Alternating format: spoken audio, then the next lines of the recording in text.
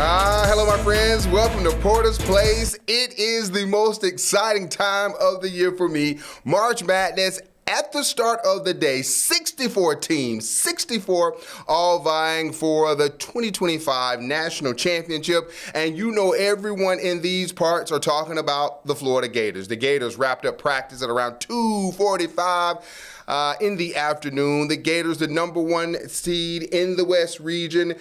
They won the SEC Tournament Championship not that long ago, the fifth in the program's history. This team, in my opinion, is going to cut down the nets in San Antonio because we know that during this time of year, guard play is so important. But I'm not alone today. I've got somebody who lives, eats, breathes, sleeps Gators basketball, LockedOn Gators guy, Brandon Olsen. Let's bring him in. Welcome to Porter's Place, my friend.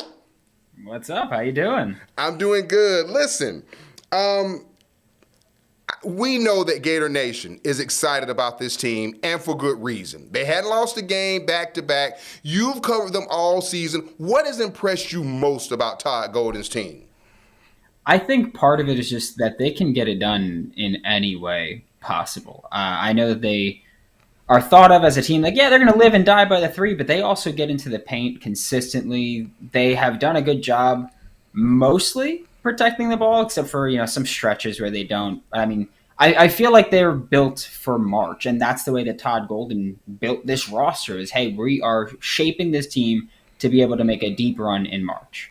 And rightfully so, their guards are outstanding. Walter Clayton Jr., Elijah Martin, Will Richard. As I said at the top, we know that guard play is usually key to winning when you're in the NCAA tournament. Could you just explain how good this trio really is?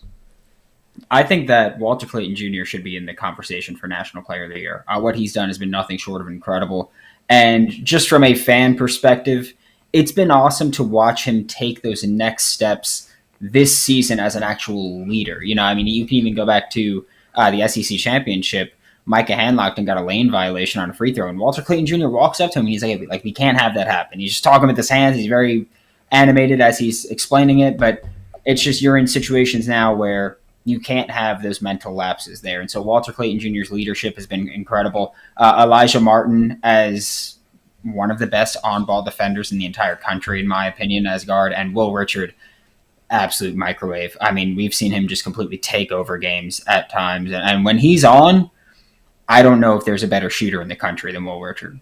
Wow. Third year for Todd Golden. Last year they went up to Indianapolis. Myself and my tag team partner, Shaz Perrone, they were eliminated in the first round of the NCAA tournament.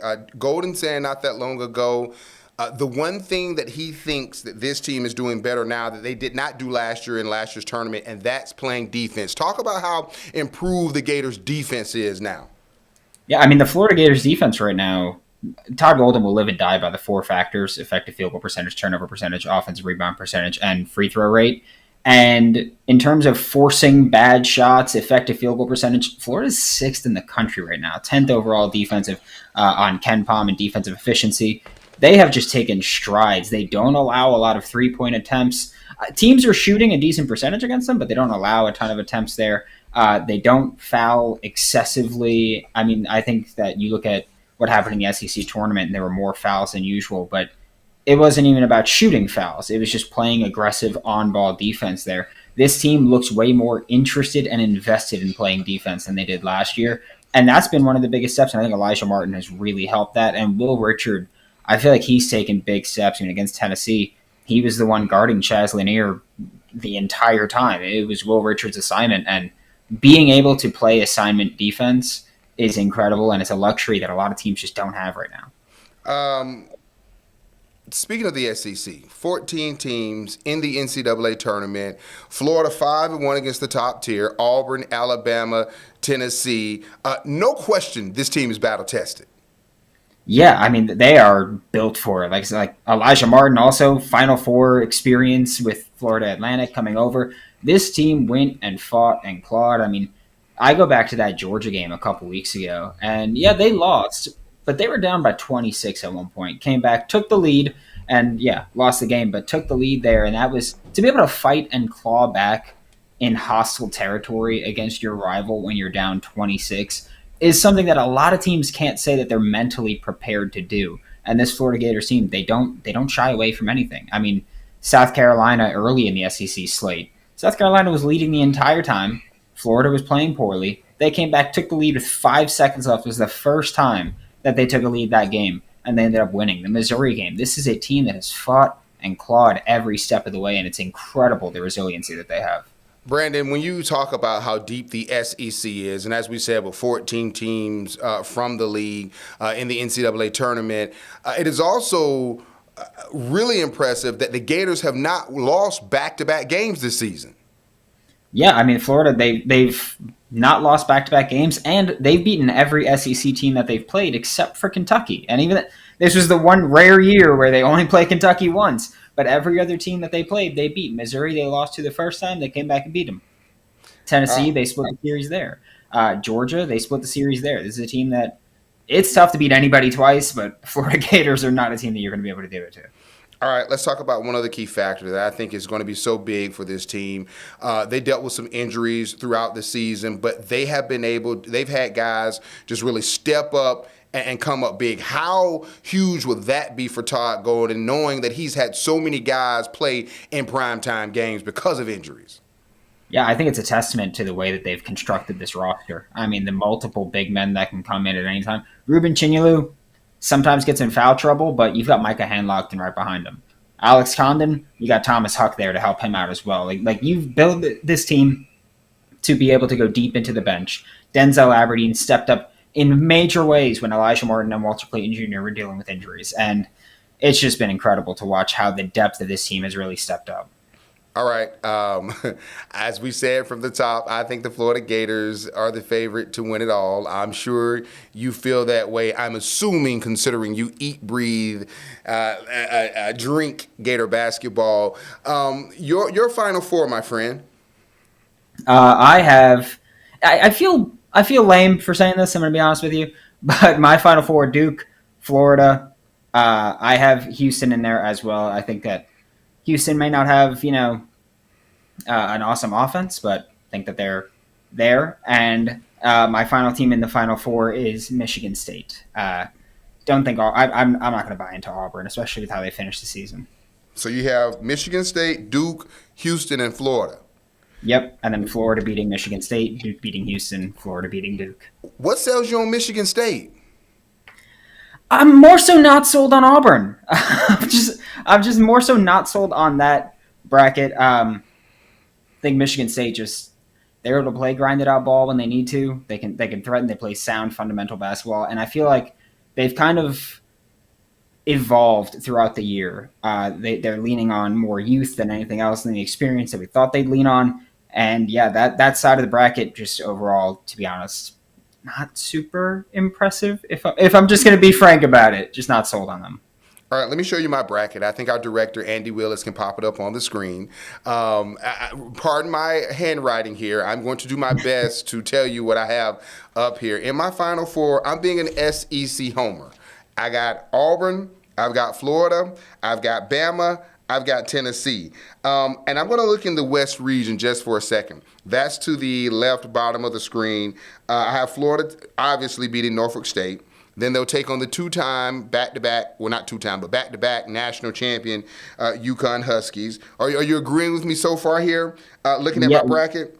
Looking at the West, we are very similar there. Okay, and when if from the Memphis, Colorado, are you taking Memphis there? Yes, I am. All right. What about Maryland, Grand Canyon? I'm still Maryland with you. The only difference we have in the first round on that side, Kansas and Arkansas. Say that again? Kansas and Arkansas. The only game that we disagree there on the winner. You know, the reason why I took Arkansas over Kansas, because this has been a rough year for Bill Self. I am not used to seeing, no one is used to seeing them lose so many games, and they have been so inconsistent. And then in Arkansas, I just believe, because both Calipari and Self are outstanding coaches. Don't get me wrong, but I just got a feeling, Brandon, that Kansas, something just isn't right, and Arkansas, they played in a tough league, and I think Calipari is going to do enough to get his team over the hump. Yeah, that could absolutely be it. For me, what it came down to was that I don't know how into analytics you are, but the kill shot is a run where, 10-0 run, basically. Kansas, very good at getting those. Arkansas, good at getting them, also gives up a lot. And so for me, that's where I was thinking of. I think that Kansas being good at going on runs and stopping runs, and Arkansas giving up a lot of runs while Yeah. still going on runs, I feel like something's got to give, and that in a close game would be a deciding factor for me. All right, so we'll stay down in that part of the bracket. I've got Arkansas taking on St. John's. Obviously, for you, it would be Kansas. Is St. John's pretty much where you're thinking there? Yep. Yep. And what another terrific head coaching matchup, whether it's Kansas or Arkansas. You got Rick Pitino. All this guy does is go in, turn around programs, and win. Yeah, I'm really hoping that we get to see St. John's in Florida. I'm going to be honest. One, because I'm from Queens, so Okay. I want to see St. John's make a run. But also, if St. John's makes it and Florida makes it, that means that Walter Clayton Jr. plays against Rick Pitino, who was his coach when he was at Iona, and I kind of want to see that matchup here late. Wow, and the interesting thing too about St. John's, because I do have them playing Florida. What is that? The Elite Eight. I've got them matched up. The Gators and St. John's. I know you're a St. John's guy. What has impressed you most about the Johnnies and what Rick Pitino has been able to do with this squad this year? I think that the way that they come out and play defense against everybody is just so impressive. My main concern with them is just I don't know if offensively they'll be able to keep up with a team like Florida or if they'll be able to keep up with any of the other top dogs. Also, just feel like it was a relatively down year conference wise for Big East, but like St. John's defense has just been incredible. I mean, in terms of effective field goal percentage and turnovers forced, they're first defensively in the entire country there. So I'm looking at that. I'm thinking that it's really tough to beat them. And I think that, yeah, offensively, that would be the issue for them if they were to run into Florida. Is just you can force bad shots, you can force turnovers, but at a certain point, when you're not a good 3-point shooting team in terms of quality or quantity, it's tough to beat a team that can get hot in any instant. Now I'm going to go to the top, the South region, Auburn. You're not sold on them. I get it. I have them advanced to the Final Four. Obviously, I had Louisville beating Creighton. Creighton beat Louisville. And then I had Auburn taking on Texas A&M. And the one team from that bracket, because you always have that one team that you don't overlook, but you just based on, if you want to base it on analytics, records, conference, all that kind of good stuff, you really don't put that much stock in. My team to kind of surprise people in the South is Rick Pitino's son at New Mexico. Is that where he is? New Mexico? Is it New Mexico where his son is? And so I have them taking on Auburn in the Elite Eight, with Auburn advancing to the Final Four, taking on Florida. What about Auburn you don't like? They've got a guy who's a National Player of the Year candidate back. What is it? I feel like I look at them and I get it. They're losing their last 3 of their last 4 is not a thing that I look at them and I say, oh, like they were horrible losses, because they weren't bad losses, right? It was Texas A&M, Alabama, Tennessee, all good teams. But I just look at this team in Auburn and I see them play so many closer games than they should be playing against even lesser competition. This is a great roster in Alabama and Auburn. In Auburn, Alabama. They could do a ton, but they just keep playing down to competition. And I have a very hard time buying in on a team that you play down to your competition. It's tough for me to go, oh yeah, once March comes around, like you're ready to go. It's tough to get out of a mindset of I'm not going to give my all 100% of the time. And I feel like when I watch them, that's what I see. A team that constantly lets teams into battle when they should not be in that situation. Back to the Gators. One thing I do love about Todd Golden that you usually sometimes don't really hear from coaches, and that is he's very confident in this team. He does not back down from the fact that our goal is to win it all. I like the fact that he doesn't give me that coach talk. Yeah, he just tells it how it is. I mean, you look at him on the sideline, and he's saying a lot of things that we wouldn't be able to repeat on air. Like, he's a very animated coach, but I love it because I feel like he doesn't do it in situations where it's not warranted. I feel like he does it when genuinely the referees are missing something. He looks fired up. He gets him going. I mean, you have the crowd yelling behind him when he's playing in Gainesville, and he's cheering, he's pumping them up, he's getting them loud. Stuff like that kind of fire from a coach. It feels like he's just real. I don't know any other way to put it. It feels like he's just real and honest about things. And to watch someone with that passion, it's incredible to me, especially for someone who didn't go to Florida to have the kind of passion that he seemingly has. Is just stuff that I don't think you could overlook, especially when it's a grueling tournament right now. And not trying to rehash old accusations, but I think considering some of the dark cloud that was hanging over the program, there were some accusations made against the coach that were cleared up. What do you make of how this team, despite all of that, still was able to stay focused? This team was able to stay focused. Yeah, I think it really goes to his leadership more than anything else because he's the guy that was targeted with those accusations, right? Mm-hmm. And throughout that whole time, team was playing fantastic basketball, right? Like they were focused, they were playing through it all, undefeated at a point for a long stretch, and with all of that hanging over their heads, they just put their heads down, played basketball, and went through it. And I think that to get your team to focus, especially considering that these are still college students, right? And that's a thing that when I look at any college team, I tend to go, okay, like they're going to be more volatile because they're college players. They're still figuring things out. To be able to just week in, week out, game in, game out, be able to focus, hunker down, and just pull out tough wins. I mean, the mental resilience of this team is just remarkable. That's one of the reasons I'm so confident in their March success that they should be seeing. Is just the mental resiliency is unmatched. Usually during the tournament, you got to execute. You need some luck. And usually it is a guy that you don't even think about that has a big game or a big tournament and that propels the team to winning it all. Who do you think on the Gators that we're not thinking about that you believe will be a key factor if this team is to cut down the nets in San Antonio? I think one guy, I'm torn on two bench guys. I'm going to be honest with you here. Okay, make the case for both. Yeah, I'm looking at Denzel Aberdeen. I think that he's proven that he can come in big moments. He can come in, get buckets, get you some points, has some game-changing defensive plays, creates steals, creates turnovers. And then I'm also looking at Micah Hanlogton because I think that being able to have a backup big that can come in, protect the paint, and, I mean, nothing short of dominate offensive rebounding-wise, Micah Hanlogton can do it. And so I think that just giving you those extra possessions is huge in a tournament like this where it's going to be close. Like Norfolk State game, might not be too close, but you win this game, you're facing either UConn or Oklahoma, and you're going to be able to need to win within the margins there. I think Micah Hanlogton helps you do that with just how many extra shots he gets you. And if the Gators are going to cut down the nets, what would be the keys? 3 keys, if you could give me 3. I think that it has to be, you can't have an off shooting night from 2/3 of your big 3. Like you can't have Walter Clayton and Elijah Martin shooting poorly. You need to have at least 2 of them on at all times. I don't even know how to explain it other than mind-boggling turnovers that they've had at some points where, I mean, we saw it in the first game of the SEC tournament. Ruben Chinyelu took the ball up court for some reason, turned it over immediately. You can't have those kinds of mistakes.